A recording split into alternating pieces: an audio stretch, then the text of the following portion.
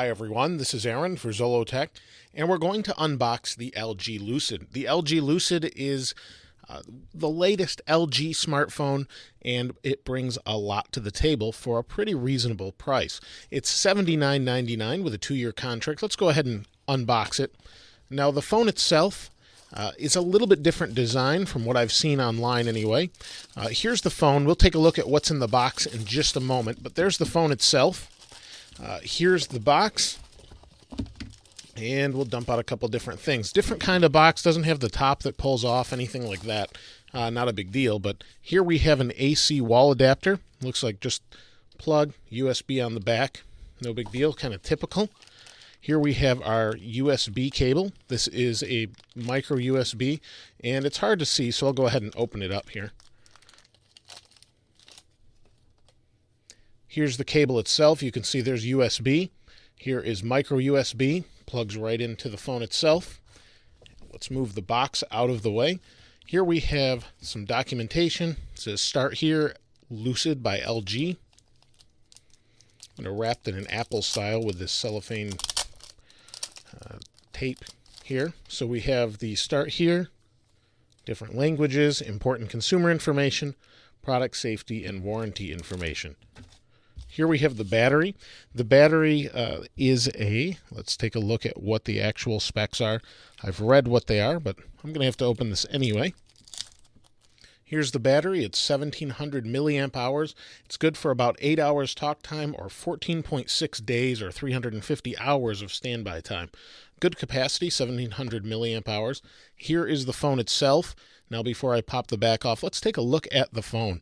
I haven't really seen one of these. So here we have a square design, rounded bottom.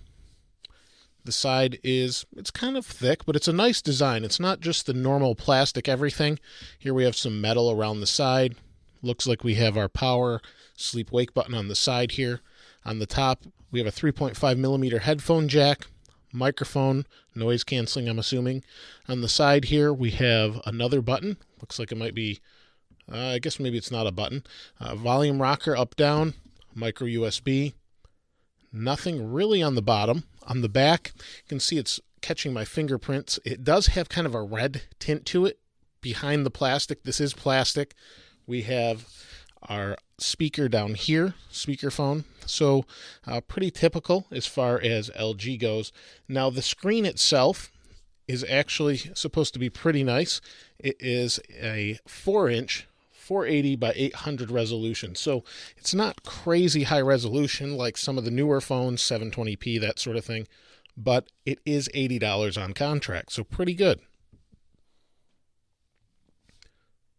The specs are 1.2 gigahertz dual core processor, 1 gig of RAM, and 8 gigs of internal storage, so that's pretty nice. Let's go ahead and pop the back off, and while we do that, we can take a look at the 5 megapixel camera. It also has a forward-facing VGA camera, 0.3 megapixels. But here's the phone itself. I do have a SIM card for this, so I'll go ahead and pop the micro SIM into it. Goes this way. Pop the battery in. So the phone feels like it's built pretty well. I don't see any expandable storage in here, but it does have 8 gigs of RAM. I don't see any, like I said, I don't see any micro SD slot. Oh, there's one right here on the side. So we do have a micro SD slot on the side. So it is expandable, but it does have 8 gigs internal. There we go. Let's go ahead and turn it on. There we go. The phone just vibrated there, so I'm assuming it's going to have haptic feedback as well. Weight is pretty good. It is a little bit heavier than I would have expected. Feels good in the hand due to these rounded corners, though. They're kind of angled, rounded corners. I don't know if you can see that, but overall pretty nice. Phone's booting up. It is an LTE phone, so we should get really fast speed with that. It'll be seen to see how long it'll last with LTE on the battery. And here we have setup. I rebooted the phone after setting up my information on it, and here we have the main screen. Now, the one thing that's a little bit disappointing about this phone is it runs Gingerbread, Android 2.3. While it doesn't necessarily look bad, it's just a little disappointing that we're a couple versions behind, basically. There we go. It says pinch to collapse categories. So this is LG's different UI. Now the touchscreen is responsive. It's an IPS display. It's not an AMOLED, anything like that, but it looks great. We're under pretty bright light here, and it looks great. Now the phone does feel a little bit better than your typical LG phone in the hand, but you do have this plastic back, and you can definitely tell it's a little bit plasticky. It does not feel real premium, but it isn't necessarily a premium phone. But responsiveness wise, it feels pretty good. I'll go ahead and review this for the next week or so, and then we'll come back and do a full review. Now, if you have any questions or comments, or you've used this phone, please go ahead and place your experience below in the comments. As always, thanks for watching. This is Aaron. I'll see you next time.